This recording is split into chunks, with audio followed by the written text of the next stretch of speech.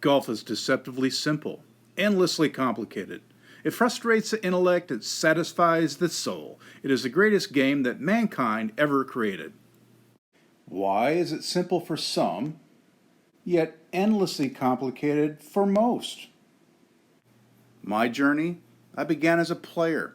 I couldn't play enough, I couldn't practice enough. I was just a sponge, and so this is where I lived. I played high school competitive golf, college, and beyond that, I played on the Australian PGA Tour. So I was definitely in the mindset of a player and played against some of the best players in the world. Then, how lucky was I to be mentored by the king of golf for 3 decades? I mean, it couldn't have picked a better mentor to watch what successful people do in a certain way. And Arnold Palmer was it, man. He was really it. And so during that period of time, I observed not only what he was doing, but also all the professionals that I had a chance to work with that were members at Bay Hill or playing on the tour. And so I was really incubated with this mindset of high performance golf.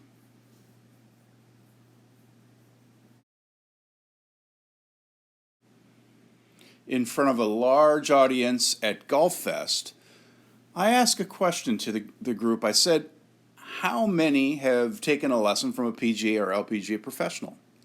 And as I expected, the majority of the hands went up. And then I asked another question, how many felt like they got better? And to my surprise, the majority of the hands went down. And I'm thinking to myself, okay, where do I go from here?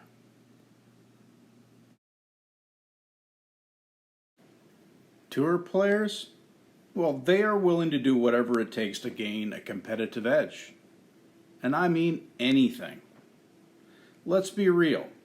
The best have continued to improve since old Tom Morris. Whereas the medium handicap is still 21.5. Some believe it's the ball, and or possibly even the golf equipment.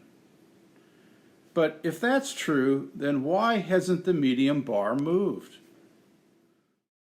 And if you think we're done growing, you obviously didn't watch the US Open this year because it was phenomenal. And as long as one is willing, we will continue to grow.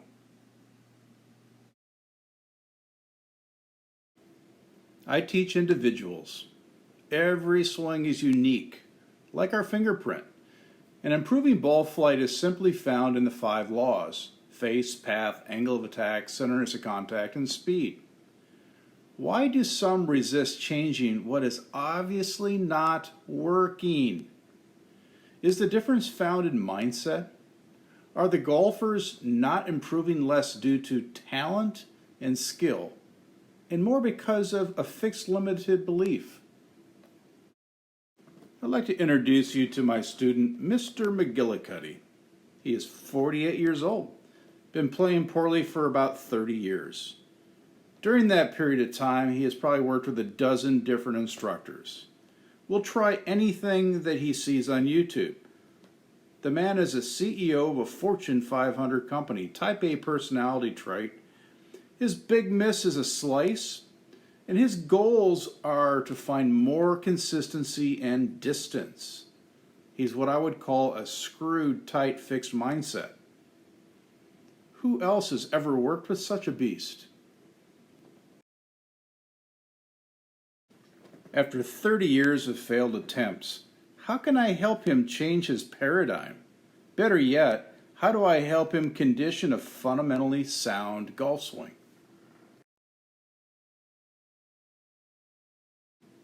This powerful little illustration was introduced to me by life success coach Bob Proctor. He learned it from Dr. Thurman Fleet, who introduced this in 1932. To better understand why Mr. McGillicuddy has fought himself with limited self-beliefs, I use Fleet's illustration. The mind is divided into 2 parts, conscious and subconscious. The conscious mind has 6 higher faculties. These higher faculties are what separate us from every other being on this planet. It allows us to be creators of what it is that we think about. And so Mr. McGillicuddy, certainly as a CEO of a company, knows how to use his higher faculties to create what he wants. So what's the holdup? The subconscious mind, sometimes referred to as the supermind, because it's where we store all of our conditioned habits and beliefs.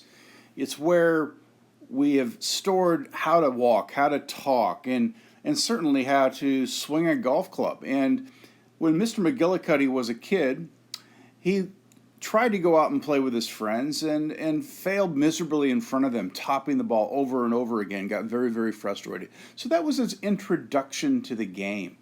Those feelings continue to be stored in a negative paradigm that rests in his subconscious mind. And it affects how he goes about trying to do his activities going forward. Here he is. He's a CEO of a company, and this is a man that lives by numbers. So he is always judging himself very strongly based on his results. This is also what he tends to do. And so these are the activities and the mindsets that are conditioned as habit, that are stored in the subconscious mind. They sometimes create these limited beliefs that stop us from being able to move forward. Sound advice since 400 BC. Could it be that simple? Not trying to fight the old? Just focus on what you want to do? This is some of the best advice I've ever learned, and it will be for Mr. McGillicuddy as well. It's neither good nor bad, it just is. But certainly this contradicts his results learning paradigm. It's either pass or fail, right or wrong, good or bad. It's all about the outcome, right? Or is it?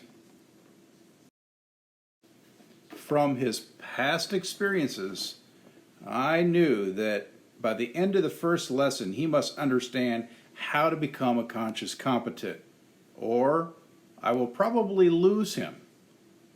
So here are the steps that I took. Awareness of his current face-to-path relationship using technology confirmation. His path was 7 left, his face was 9 degrees to the right, and he was hitting toe strikes. He had about 98 mile per hour clubhead speed, and his golf ball was going about 210 yards. Second thing I did is video him so he could see the reasons why he was doing some of these things. He had a weak left-hand grip, and he didn't have any turn going back. He lifted the club, and this was causing his downswing to have a very steep out-to-in angle of attack. So we went to work. I gave him some new feelings. The first was to strengthen his lead hand grip. I told him that's a deal breaker. We need to get that stronger so you can control the club face, which he did. And then we worked on a body pivot drill, hugging himself so that he could feel his arms follow the turn and swing a little bit deeper to the inside. And this helped him be able to see the arms and the club swing more from the inside, swinging in and out, coming down and through the strike. After a half a dozen attempts, eureka! He hit the sweet spot, and it took off like nothing he'd ever done before. He was so pleased. At this point, he had the feeling of being a conscious competent. And as long as we did the drills, and as long as he felt the sensations differently from what he was used to doing, he was able to execute the way he wanted to. Now let's use Fleet's model again and take a look at what's happening here with Mr. McGillicuddy. He's becoming this conscious competent. He's developing and conditioning a new habit. And In a conscious way, he's feeling the drills that we gave him. Stronger left hand grip. He's got this walk-in pump drill happening. And what that does is impresses a new feeling down into the subconscious mind. And if he impresses this feeling and then gets into the ball strike and hits that golf ball within 5, 4, 3, 2, 1, he will be able to put a bridge over the old paradigm, the old habit, and be what we call a conscious competent. It works that beautifully, and it works every single time, as long as he doesn't delay once he gets the feeling for what he wants to do.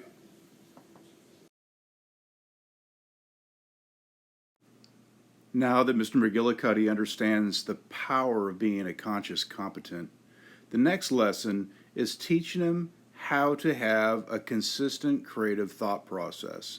And instead of him being out there just beating balls mindlessly, we focused on this creative thought process for the entire session. Before every shot, he begins behind the ball, in the think box, seeing what he wants. Then he makes a practice swing, feeling what he wants to feel. Then walks in, focusing on the target, sets up, and executes a shot in the play box without delay. This is the creative thought process that he's learning to do every single time. Now, Mr. McGillicuddy is a really busy guy, and I need him to do as many reps as possible to condition this into a new formed habit. And getting him out on the practice tee, I know, is not going to be possible as much as he needs to. So I need to meet him where he's at. And as a result, I created these drills that he can do away from the golf course, away from hitting golf balls. And often this is a much better way to practice. And so I created little exercises and drills that he could do in his office, at home, in his backyard, in front of a mirror. I met him where he was at, and it certainly helped him start to condition the feelings that he needed to have. See, the subconscious knows no difference between simulation and real. So when we're working on these feelings in drills, slowing down and focusing on specific feelings, he is conditioning his new formed habits. Go. Excellent. His type A personality, well, he wanted to go full speed and judge his results. But this didn't allow him to feel or achieve the corrections that we were working on. Tough for most to swing at full speed and feel new changes. So we introduced slower and isolated reps to condition the new motor patterns. Again, consciously diverting communication away from his old paradigm. What you give energy to will grow, and what you don't will die. I share with him a story of watching Tiger Woods after a Saturday round. He was hitting a 6-iron 150 yards for about an hour at this one flag. A 6-iron. And then after an hour, he angles himself towards this pin that was about 200 yards out. With the same club, he just knocked it right down. So what happened here is that he slowed down and calmed down to be able to feel the sensations he needed to in order to be able to then get into the sync of what he wanted, and then he was ready to go. Mr. McGillicuddy really began to resonate with these slower speed motions. Here's an example of Ben Hogan in 3 different eras of his life, working on some extreme sensations for his delivery position coming down, how he's got that right elbow into his hip and he's turning into the shot. Now, he never looked like that, but he practiced that over and over and over again throughout his entire life. That's practicing in extremes, and this is what I taught to Mr. McGillicuddy to help him understand how to feel an inside pass swinging inside to out. And it started to resonate with him, and as a result of that, started to really improve upon his downswing path. Especially during early learning, Mr. McGillicuddy really benefited from having augmented feedback, getting feedback from me as far as what I saw using technology. And certainly he loved the the feedback he got with numbers and angles and the visuals that we were able to share with him. But at a certain point, I had to wean him off of that. I had to teach him how to start trusting himself and be aware of certain things in an intrinsic way. And so in doing, he would ask me what had happened there, and I would say, well, what did you feel? And these open-ended questions I would continue to throw back at him so that he would stop and think. And at first, he looked like deer in the headlights, like, what are you talking about? But he had to think about it. He had to consciously start thinking and become aware. And before you know it, it starts to transfer into his intrinsic feelings.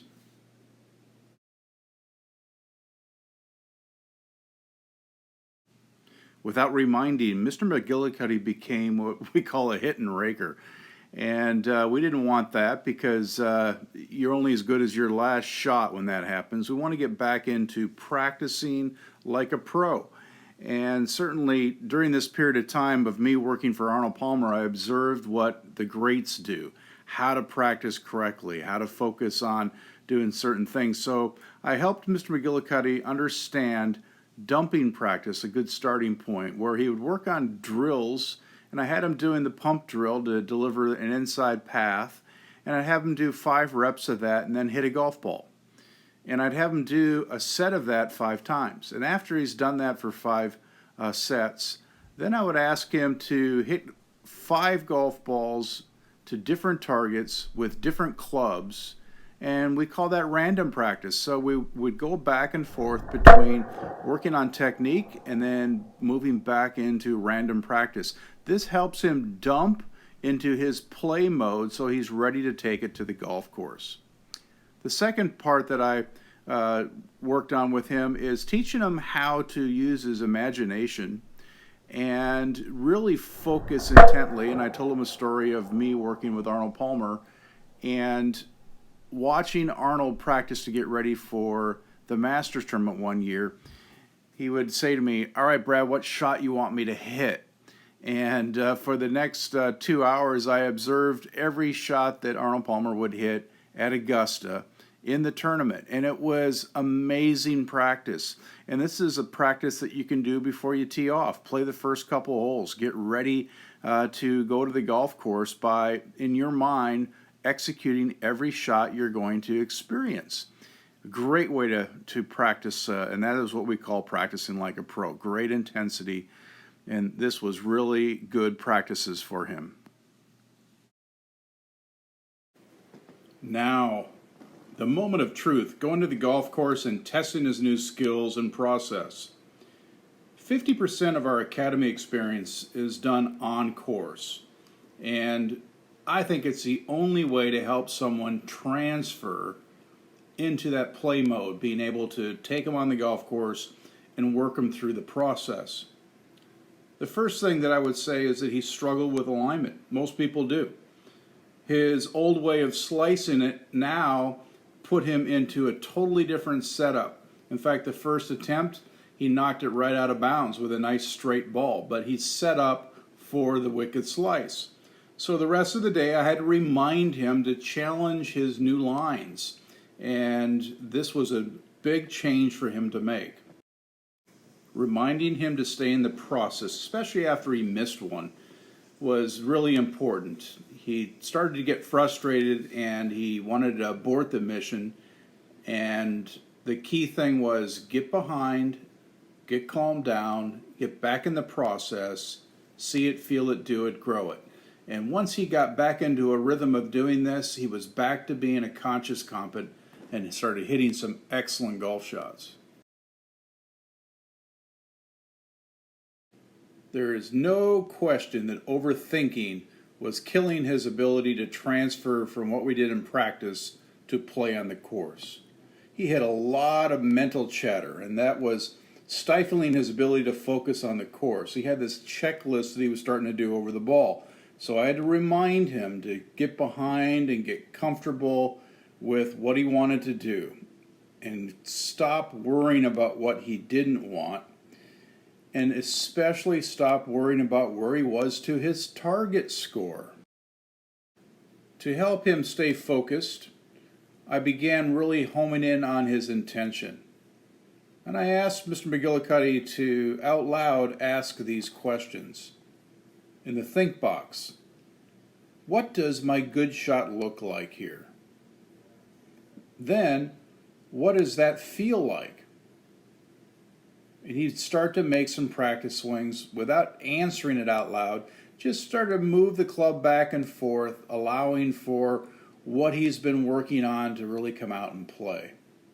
Now, he was ready to get in and execute a shot, keeping his intention on ball to target and ball to target only.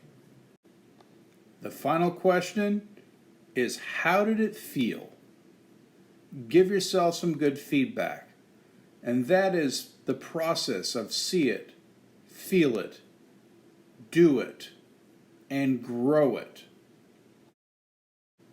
He got really excited when he hits this shot and turns to me and goes, you know, that shot went exactly the way that I planned it to. I said to him, that is the creative thought process at its finest. But all it took is one bad shot, and he reacts emotionally saying, this doesn't work. I've lost my swing. What am I doing wrong? My job is to remind him that the following. Number one, you don't lose anything. What you give energy to will grow. Stop feeding your old paradigm by focusing on what you don't want. And let's get back to that neutral way of thinking. Focus on your process, one shot at a time. Let's take one more look at this model and drop in the information we've been working on. Mr. McGillicuddy is now behind the ball in his think box, and he's going, what do I want? And he's pumping his drills and feeling the drills. He's getting a feeling for what he wants to do, and he impresses upon his subconscious mind this feeling. Now, he takes that feeling and his intention to action. He's now walking in, setting up, and executing a shot to get the results that he's looking for. He's conditioning his new habit, and he is now hitting shots as a conscious competent. He knows he's going to play well, and he knows why he's going to play well. Keep in mind, nobody likes to be conscious. We want to go back to unconscious as quickly as possible. So this is the $10 million question. When will I feel comfortable with this?